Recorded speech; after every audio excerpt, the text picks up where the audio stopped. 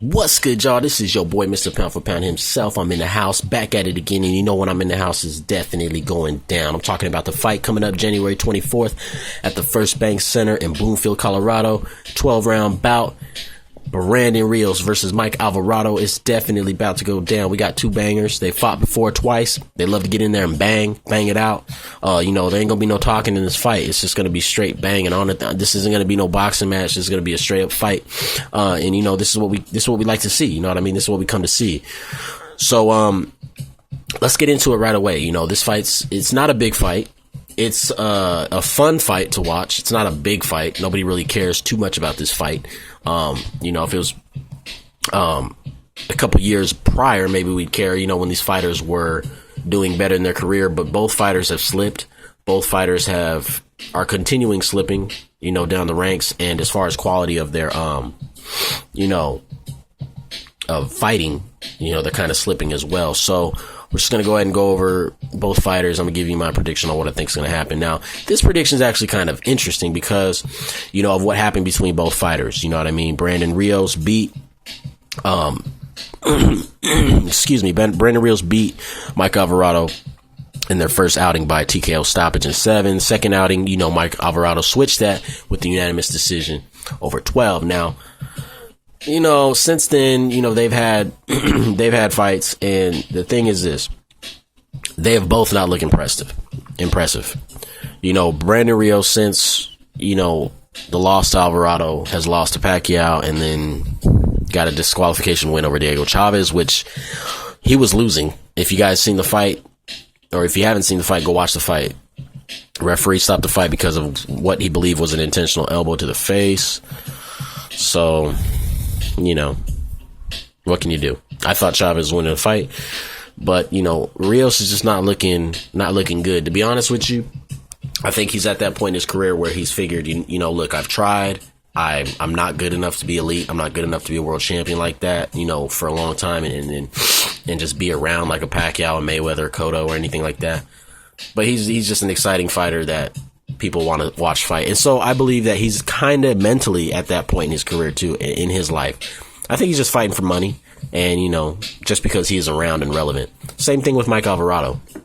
I think he's shot, to be honest with you. He's coming off losses to Ruslan Provodnikov and Juan Manuel Marquez, fights where he was, beaten. You know what I mean? He took some good punches in both fights, and to be honest with you, I think he's changed, for the worse. I think mentally he's changed. He doesn't look better. He doesn't look the same in the ring. He looks a little punchy in there. Mike Alvarado's 34 years old, so he's not necessarily young, but he's not old. But for his fighting style, the way he takes punches and gives punches, he, to me, is old in that ring. And so is Brandon Rios. Now, Mike Alvarado coming off those losses to Ruslan and Juan Manuel Marquez, those are better competition than, I would say, cumulatively better competition than a Pacquiao and Chavez, only because Chavez is the weaker link, of course. So Rios fought Pacquiao, then he fought Diego Chavez versus Alvarado fighting Provodnikov and Marquez back to back. That's a better lineup, but it's not a better lineup as far as damage incurred, and Mike Alvarado took a lot of damage in those fights. So, like I said, this prediction is kind of up in the air. As far as like training and a fighter, I believe Mike Alvarado is the harder training fighter. I think he probably actually wants to win a lot more than Rios. Brandon, kind of to me is like, he's good at boxing. He's tough, but he's more of like a little gangster to me, probably off the cameras and shit. He probably acts real stupid. He probably doesn't train hard and stuff like that, but he's probably just really tough. He's just a tough kid that, that likes to fight. So when both of those guys are starting to slip and slide, it's kind of hard to make a decision, a prediction. So, I'm going to go with, shit, man, it's hard to make a decision because Brandon Rios is 32-2-1. And then if you look at Mike Alvarado, he's 34-3-0. I mean, the records are pretty close. They both have the same amount of knockouts. I'm going to go with, man. You know what? I'm going to go with Mike Alvarado on this for the victory. I want to go with Brandon Rios. Both fights previous, I went with Brandon Rios.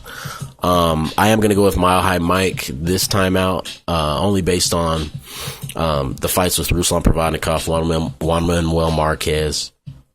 And, I just think those are better tune-ups. Even though he did lose those fights, he lost twice back-to-back.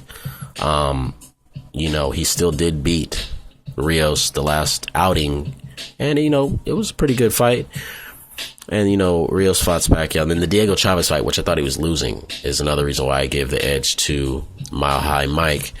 I really don't care too much for Mike Alvarado. I kind of like Rios better. So if a fighter has to win, I'd want it to be Rios, but I don't know if it will be. So, with that being said, I'm going to go with Mike Alvarado in this fight. We'll see what happens. If, whoever loses is obviously going to be knocked down more in the rankings. But, honestly, I don't know who these guys are going to fight. To be honest with you, there's tons of fighters out there now that I think they'll knock both these guys' heads off. So, hey, Rios Alvarado 3 is a good fight to be made. We'll see what happens. This is your boy, Mr. Pound for Pound. Go ahead and get at me in the comment section. Email me. Tell me what you think. All right, peace.